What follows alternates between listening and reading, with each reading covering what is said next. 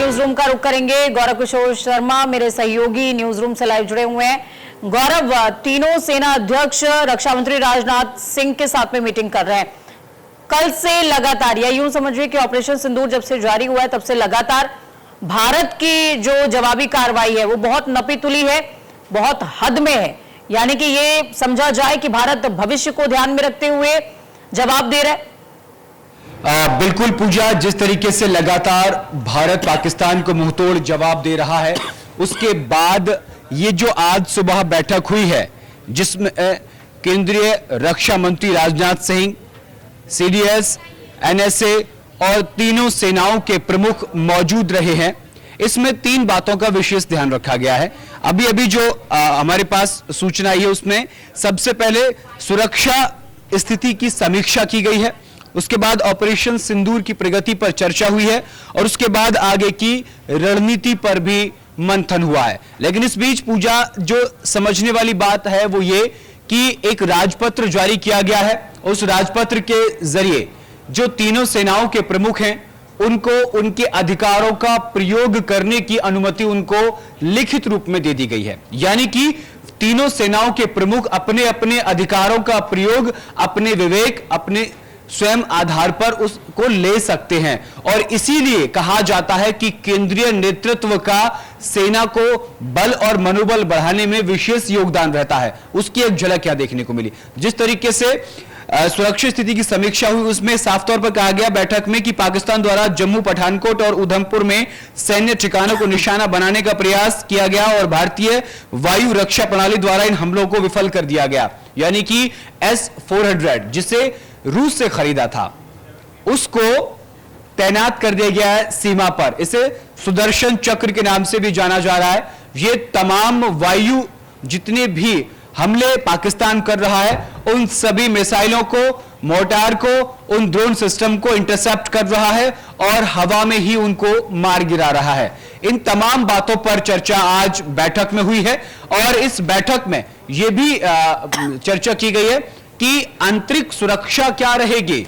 यानी कि जिस तरीके से पूजा, आपको याद होगा 6 तारीख की रात को ऑपरेशन सिंदूर को अंजाम दिया गया और उससे पहले यह गाइडलाइन जारी कर दी गई थी कि 7 तारीख को एक मॉक ड्रिल होगी और मॉक ड्रिल में हम देश के जो शहरी और ग्रामीण क्षेत्र के आम नागरिक हैं उनको युद्ध के दौरान किस तरीके से बचना है, उनको अपनी सुरक्षा कैसे करनी है, फर्स्ट एड किट में अपने साथ क्या क्या सामान रखना है। जो ब्लैकआउट किया गया था वो एक तरीके से इसी रणनीति का एक हिस्सा था, क्योंकि 22 अप्रैल को ये कायराना करतूत को पहलगांव में अंजाम दिया गया था। उसके बाद से ही भारतीय सेनाओं ने इसकी पटकथा लिखनी शुरू कर दी थी और कई स्तर पर अपने आप को भारत ने मजबूत किया। बिल्कुल, देखिए अगर रक्षा मंत्री राजनाथ सिंह के साथ मीटिंग का जिक्र किया जाए तो तीनों सेना प्रमुखों की मीटिंग हो रही है और इस समय कह सकते हैं कि रणचंडी गरज रही है आसमान में भारतीय सेना की ओर से।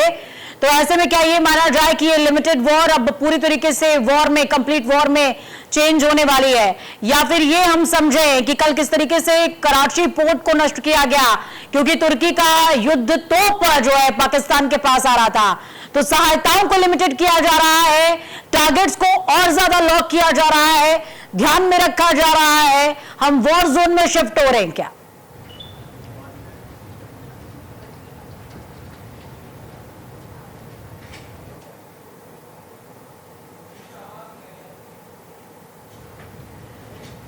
गौरव, मैं अपना सवाल दोहरा रही हूं, अब मेरी आवाज आपको सुनाई दे रही है?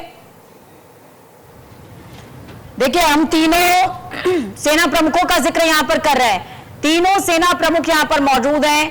अभी इंडिया की तरफ से लिमिटेड वॉर नजर आ रही है, सिर्फ जवाबी कार्रवाई, या यूं कह सकते हैं कि रणचंडी कहीं ना कहीं आसमान में गरज रही है, लेकिन क्या अब टारगेट जो है वो बहुत ज्यादा बढ़ाए जा रहे हैं? इन तस्वीरों को जिनको हम दिखा रहे हैं गौरव, इसमें देखिए तीनों सेना प्रमुख जो बैठे हुए हैं, सचिव बैठे हुए हैं, अजीत डोभाल बैठे हुए हैं और सभी जो है मुस्कुराते हुए नजर आ रहे हैं। इसको हम कैसे डिकोड करें? देखिए पूजा, अब ये जो युद्ध है वो भारत पूरी तरीके से तैयार हो चुका है। इसे सीमित युद्ध कहा जा सकता है। सीमित युद्ध इसलिए हम कह रहे हैं क्योंकि पाकिस्तान को वैश्विक स्तर पर कोई भी बड़ा मुल्क, कोई भी बड़ा देश किसी भी तरीके से खुलकर समर्थन नहीं कर रहा है। अगर बात किया जाए कराची के पोर्ट को लेकर के तो वहां तुर्की आकर बैठ गया है और वो उनकी मदद कर रहा है, लेकिन चीन खुलकर समर्थन नहीं करा है। पर्दे के पीछे से जरूर समर्थन कर रहा है लेकिन खुलकर सामने नहीं आ रहा है। तो ये बात तीनों सेनाएं, देश के रक्षा मंत्री राजनाथ सिंह, एनएसए अजीत डोभाल ये समझ चुके हैं कि पाकिस्तान पर जिस तरीके से जवाबी कार्रवाई की जा रही है वो कुछ ही घंटों का यह युद्ध होगा जब भारतीय सेना लाहौर पहुंच जाएगी। इसलिए कोई चिंता की जरूरत नहीं है। इसीलिए उनके चेहरे पर जो मुस्कान आप तस्वीरों में देख रही हैं ये सेना के पराक्रम, शौर्य, विश्वास को दर्शाती है।